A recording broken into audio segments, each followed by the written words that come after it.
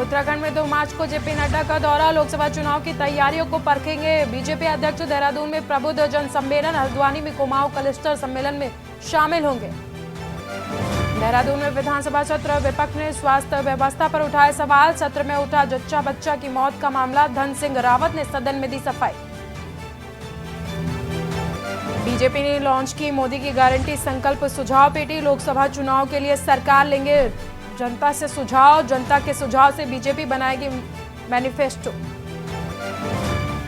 मनभूलपुरा दंगे अल्पसंख्यक आयोग ने पूरी की जांच, सरकार के सामने आयोग रखेगा अपनी रिपोर्ट, और रिपोर्ट में कुछ लोगों के पूरे घटनाक्रम में शामिल होने की बात।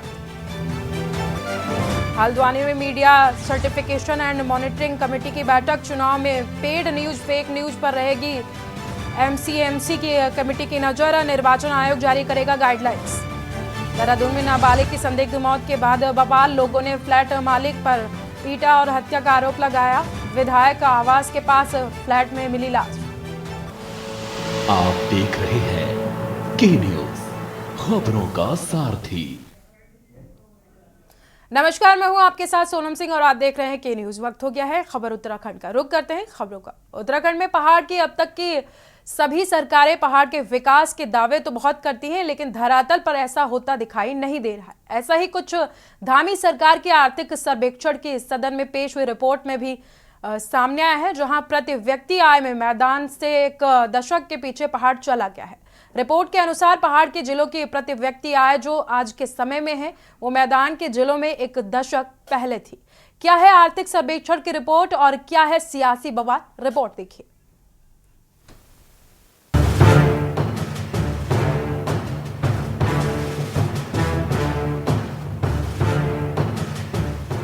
देवभूमि उत्तराखंड में पिछले 1 साल के दौरान प्रदेश की आर्थिक विकास दर में बढ़ोतरी हुई है, तो वहीं बेरोजगारी दर में भी गिरावट आई है। साथ ही राज्य के 9.17 लाख लोग बहुआयामी गरीबी से बाहर निकले हैं। ये खुलासा 2023-24 के आर्थिक सर्वेक्षण से हुआ है। इस अवधि में बेरोजगारी दर में भी गिरावट दर्ज की गई है। धामी सरकार ने विधानसभा के पटल पर ये रिपोर्ट रखी। रिपोर्ट के मुताबिक उत्तराखंड राज्य की आर्थिक विकास दर 2023-24 में 58% होने का अनुमान है। इसके साथ ही राज्य की प्रति व्यक्ति आय में 12.64% बढ़ोतरी की भी संभावना जताई गई है। रिपोर्ट के मुताबिक राज्य में उद्योग 5 गुना जबकि निवेश 20 और नौकरियां 8 गुना तक बढ़ी हैं। रिपोर्ट के मुताबिक राज्य की बेरोजगारी दर घटकर 4.9% हुई है। पिछले वर्ष राज्य की बेरोजगारी दर 4.8% थी, जो अब घटकर 4.9% रह गई है। वहीं आर्थिक सर्वेक्षण की रिपोर्ट के बाद पक्ष विपक्ष के आरोप प्रत्यारोप शुरू हो गए हैं। देखिए, आर्थिक सर्वेक्षण हो चाहे कर्ज का बोझ हो, ये सब खुली किताब की तरह सदन में प्रस्तुत है। कर्ज का बोझ बढ़ रहा है। 2017 तक 35,000 करोड़ का कर्ज राज्य को था। अब यह कर्ज बढ़कर 1,05,00,000 2022 तक था, और मैं समझता हूँ कि कर्ज और आगे बढ़ने जा रहा है, जो इस प्रदेश के लिए बहुत चिंतनीय भी है और डबल इंजन की सरकार है। लेकिन कोई भारत सरकार द्वारा कोई स्पेशल पैकेज नहीं दिया जा रहा है। निश्चित रूप से उत्तराखंड राज्य का जो जिसे कहा जाए चहुमुखी विकास है, वो निरंतर हो रहा है। इंफ्रास्ट्रक्चर डेवलपमेंट पर जिस तरीके से फोकस हुआ है, उससे कहा भी जाता है कि जो इंफ्रास्ट्रक्चर है वो ग्रोथ इंजन होता है विकास का। तो जिस प्रकार से road connectivity, air connectivity, quality of roads, उससे टूरिज्म सेक्टर को सपोर्ट मिली, उसमें इन्वेस्टर्स को सपोर्ट मिली, और यही सब तमाम सारे कारण हैं जो प्रोएक्टिव पॉलिसी इंटरवेंशन गवर्नमेंट के लेवल पर निरंतर हो रहा है। उसी की वजह से यहाँ के विकास दर में भी तेजी आ रही है। वही आर्थिक सर्वेक्षण की रिपोर्ट में खुलासा हुआ है कि प्रति व्यक्ति आय में मैदान से 1 दशक पीछे पहाड़ चला गया है। रिपोर्ट के अनुसार पहाड़ के जिलों की प्रति व्यक्ति आय जो आज के समय है वो मैदान के जिलों में एक दशक पहले थी। पहाड़ के जनपदों की बात करें तो उत्तरकाशी, चमोली, टिहरी, पौड़ी, पिथौरागढ़, अल्मोड़ा, चंपावत की प्रति व्यक्ति आय वर्ष 2020-21 में 1 लाख के आसपास थी, जबकि देहरादून और हरिद्वार के प्रति व्यक्ति आय साल 2011-12 में इससे भी ज्यादा थी। हरिद्वार में तो 1 दशक पहले भी पहाड़ के इन जिलों की मौजूदा से ज्यादा प्रति व्यक्ति आय थी। रुद्रप्रयाग और बागेश्वर आज भी ऐसे जिले हैं जिनकी प्रति व्यक्ति आय अभी तक 1 लाख भी नहीं पहुंच पाई है। आर्थिक सर्वेक्षण की रिपोर्ट बताती है कि उत्तराखंड में सबसे ज्यादा प्रति व्यक्ति आय वाला जिला हरिद्वार है। देखिए क्या है कि एक तो पहाड़ से लगातार पलायन हो रहा है और ये मैंने पहले भी कहा था कि इसको कैटेगराइज करना चाहिए। जो भी हम आर्थिक उन्नति की अगर हम बात करते हैं तो ये हमारे जिलावार हमको इसको मॉनिटर करना चाहिए। होता क्या सबसे अधिक हरिद्वार की क्यों आती है, पर कैपिटल इनकम हरिद्वार सबसे अधिक है। आखिर क्यों आती है? क्योंकि वो सिडकुल है। उसमें रुद्रपुर की क्यों आती है, गाजीपुर क्यों आती है? क्योंकि वो सिडकुल है। तो जहाँ ये इंडस्ट्रियल एरिया है यहाँ पर आर्थिक हमारे जो पर कैपिटल इनकम है ये बढ़कर आती है। सरकार सचमुच में इस पर ध्यान दे तो घर और गांव में इस बात का चिंतन मनन सरकार और जनप्रतिनिधियों को करना चाहिए कि गांव में बैठे हुए व्यक्ति को रोजगार और स्वरोजगार से कैसे जोड़ेंगे। वहां की जो ज्वलंत समस्याएं उनका समाधान सचेतन ढंग से संज्ञान लेना चाहिए और उस पर कार्रवाई करनी चाहिए। जब हम रोजगार और स्वरोजगार को गांव घर तक पहुंचाएंगे तो निश्चित तौर पे लोगों की आमदनी में वृद्धि होगी। सर्वेक्षण को आप देखें तो पिछले जो हमारे 24 साल हैं तो उत्तराखंड ने निश्चित रूप से काफ़ी तरक्की की है। उस समय हमारा क्या रेवेन्यू कितना आता था, 300-400 करोड़ भी नहीं था। आज हज़ारों करोड़, 12-13 हज़ार करोड़ तक नहीं टैक्स रेवेन्यू हो गया है। इसी तरह उस समय प्रति व्यक्ति आय क्या थी, आज क्या है, 2 लाख 2.5 लाख से ऊपर चली गई है। वो राज्य का जो था इकोनॉमी थी वो आज कई हज़ार करोड़ की चली गई है। निश्चित रूप से काफ़ी बड़ा हर क्षेत्र में तरक्की हुई है, लेकिन कुछ चीज़ों में जो कि हम यही करके तो मेरे ख्याल से संतोष करना या वो उचित नहीं होगा। कुल मिलाकर आर्थिक सर्वेक्षण की रिपोर्ट ने पहाड़ प्रदेश उत्तराखंड में पहाड़ की अब तक की सभी सरकारों के पहाड़ के विकास के दावों की पोल खोल दी है। सदन में पेश हुई रिपोर्ट में सामने आया है कि जहां प्रति व्यक्ति आय में मैदान से 1 दशक पीछे पहाड़ चला गया है तो वहीं पहाड़ों से पलायन भी लगातार जारी है। सवाल ये है कि बिना पहाड़ के विकास आखिर प्रदेश का ये कैसा विकास हो रहा है। Uttarakhand desk report. अगली खबर देहरादून से है, जहां पर विधानसभा सत्र के दौरान चौथा दिन प्रश्नकाल में बीते साल प्रतापनगर चिकित्सालय में डॉक्टरों की लापरवाही से हुई जच्चा बच्चा की मौत का मामला उठाया गया। विधायक वीरेंद्र नेगी ने जच्चा बच्चा की मौत के मामले को सदन में उठाया, साथ ही उस दौरान अनुपस्थित डॉक्टरों पर कड़ी कार्रवाई की मांग करी। इसके साथ ही वहां पर स्त्री रोग विशेषज्ञ की तैनाती को लेकर भी बात कही। वहीं इस पर जवाब देते हुए स्वास्थ्य मंत्री धन सिंह रावत ने भी सदन में कहा कि ये बहुत दुखद घटना है। इसके लिए जांच में पाया गया कि तीनों डॉक्टर वहां नदारद थे। उन्होंने कहा तीनों डॉक्टरों की अनुपस्थिति को बिल्कुल भी बर्दाश्त नहीं किया जाएगा। साथ ही उन्होंने कहा कि सीएमओ से आख्या मांगी गई है जो शासन को की गई है, जिस पर हम जल्द ही निर्णय लेने वाले हैं और उन पर डॉक्टरों पर कार्रवाई भी की जाएगी। वो घटना सच में काफ़ी दुखदायक घटना थी और जब मुझे पता चला कि उस दिन जो है वहाँ पे तीनों डॉक्टर अनुपस्थित थे तो जिस भी डॉक्टर की जवाबदेही थी हमने सीएमओ से उसकी इंक्वायरी करा दी थी और सीएमओ ने जो भी आख्या दे रखी है शासन को उसके जो है आज हम उस पर निर्णय ले रहे हैं। और मैं कह सकता हूँ कि हमारी सरकार, हमारे मुख्यमंत्री जी और स्वास्थ्य विभाग उत्तराखंड के पर्वतीय क्षेत्रों में जो पहाड़ी जिले हैं उनमें जो आज 23 कहूँ या 24 साल बाद सबसे गंभीर जो समस्या है वो स्वास्थ्य और शिक्षा की है, जिसके कारण बड़े स्तर पर पलायन भी हो रहा है।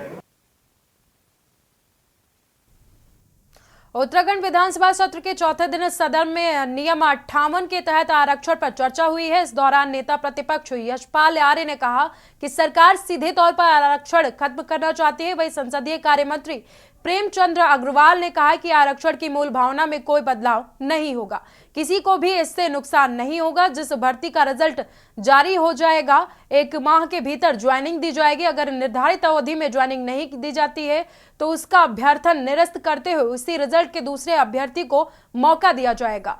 विधानसभा के देर रात चली इस कार्यवाही के दौरान राज्य सरकार के वित्तीय वर्ष 2024-25 के बजट पर चर्चा के दौरान नेता प्रतिपक्ष यशपाल आर्य ने बजट को दिशाहीन बताया। उन्होंने कहा कि बजट समावेशी नहीं है, निराशावादी है, इसमें शब्दों की बाजीगरी की गई है, रोड मैप नहीं है जो यथार्थ से परे है।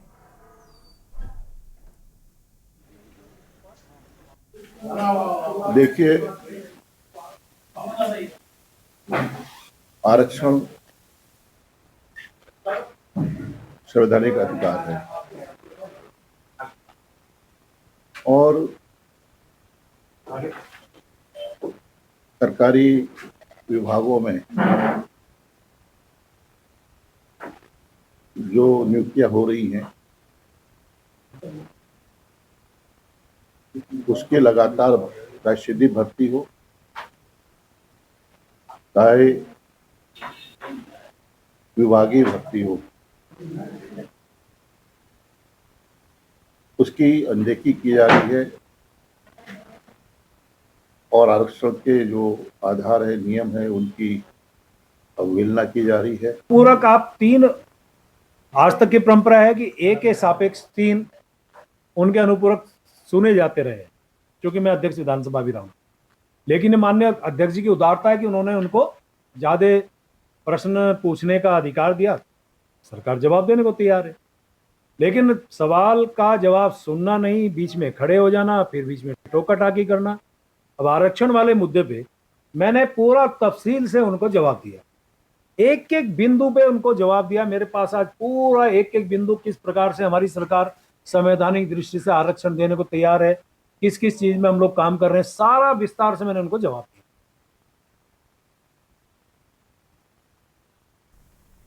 खबर देहरादून से, जहां पर भाजपा मुख्यालय में विकसित भारत मोदी की गारंटी संकल्प सुझाव पेटी लॉन्चिंग का कार्यक्रम आयोजन किया गया। कार्यक्रम का उद्देश्य मोदी सरकार 2024 के लिए आम जनता से सुझाव लेना। सुझाव मिलने के बाद आम जनता की समस्याओं से भाजपा पार्टी का मैनिफेस्टो तैयार किया जाएगा। कार्यक्रम में कैबिनेट मंत्री सतपाल महाराज, पूर्व मुख्यमंत्री त्रिवेंद्र सिंह रावत, भाजपा राज्यसभा सांसद नरेश बंसल समेत अन्य वरिष्ठ भाजपा नेता मौजूद रहे। और जनता ने कितना दिया?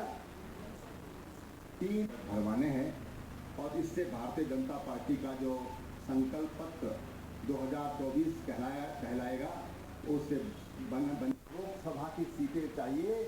और जनता ने कितना दिया? 3 भरवाने हैं और इससे भारतीय जनता पार्टी का जो संकल्प पत्र। लोकसभा चुनाव नजदीक आते ही सभी राजनीतिक पार्टियां सक्रिय रूप से चुनाव की रणनीति की भूमिका बनाने में लगी हुई हैं। तो वहीं धर्मनगरी हरिद्वार के संतों ने भी मांग उठानी शुरू कर दी है कि लोकसभा हरिद्वार का टिकट किसी संत को देना चाहिए, जिससे हरिद्वार का विकास हो सके, क्योंकि हरिद्वार धार्मिक नगरी है। आए दिन यहाँ पर बड़े बड़े आयोजन होते हैं। अगर कोई संत हरिद्वार से सांसद बनेगा तो हरिद्वार का विकास होगा। अखिल भारतीय अखाड़ा परिषद के अध्यक्ष महंत रविंद्र पुरी महाराज का कहना है कि बीजेपी के द्वारा पहले भी संतों का सम्मान किया गया है, इस बार भी लोकसभा चुनाव में संत को टिकट दिया जाए। हरिद्वार से पहले भी ये मांग उठ चुकी है। आशा है कि संतों की भावनाओं का सम्मान किया जाएगा।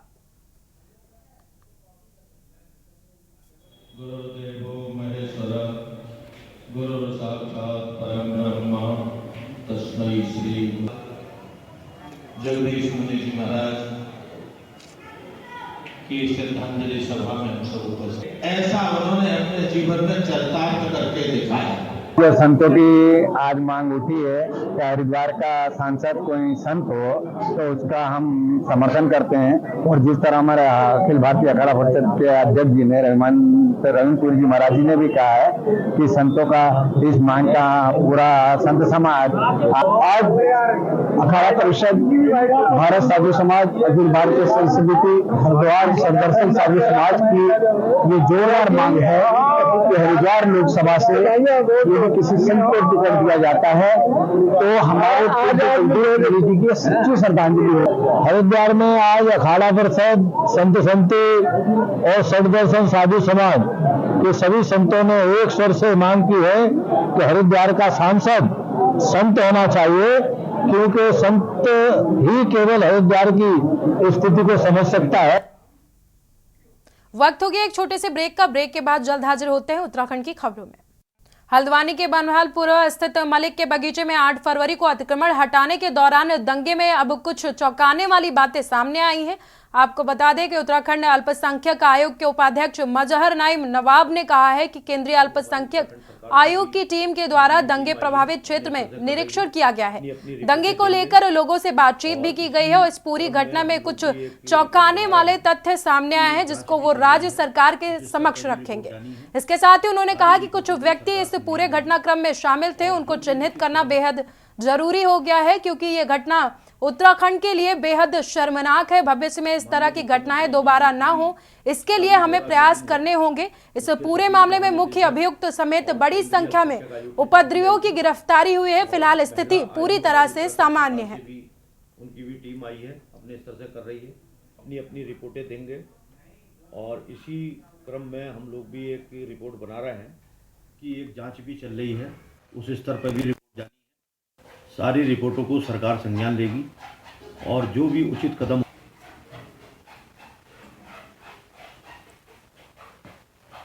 माननीय मुख्यमंत्री जी भी का भी दौरा अगले दिन हुआ। मुख्य सचिव, महानिदेशक और केंद्रीय अल्पसंख्यक आयोग की टीम भी आई थी और महिला आयोग हमारी उत्तराखंड सरकार से भी उनकी भी टीम आई है, अपने स्तर से कर रही है, अपनी अपनी रिपोर्टें देंगे और इसी क्रम में हम लोग भी एक रिपोर्ट बना रहे हैं कि एक जांच भी चल रही है, उस स्तर पर भी रिपोर्ट जानी है। सारी रिपोर्टों को सरकार संज्ञान लेगी और जो भी उचित कदम। देखिए, जो 8 तारीख की घटना बनबुलपुरा क्षेत्र में घटी है, थाने को भी आग लगाई गई और 100 से ऊपर वाहन जले हैं। एक गंभीर घटना है, कलंकित करने वाली है उत्तराखंड में। इसको सरकार ने गंभीरता से लिया है। सरकार के मुखिया के रूप में माननीय मुख्यमंत्री जी अगले दिन आकर के घटना की जानकारी ली और पीड़ितों से भी मिले, सबसे बात की उन्होंने। मुख्य सचिव भी मिले, प्रमुख सचिव और आपके पुलिस महानिदेशक भी आए और हमारी केंद्रीय अल्पसंख्यक आयोग की टीम भी यहाँ आई, उन्होंने भी अपने स्तर से देखा है। फिलहाल उत्तराखंड की खबरों में इतना ही। आगे की बड़ी खबरों को देखने के लिए देखते रहिए के न्यूज।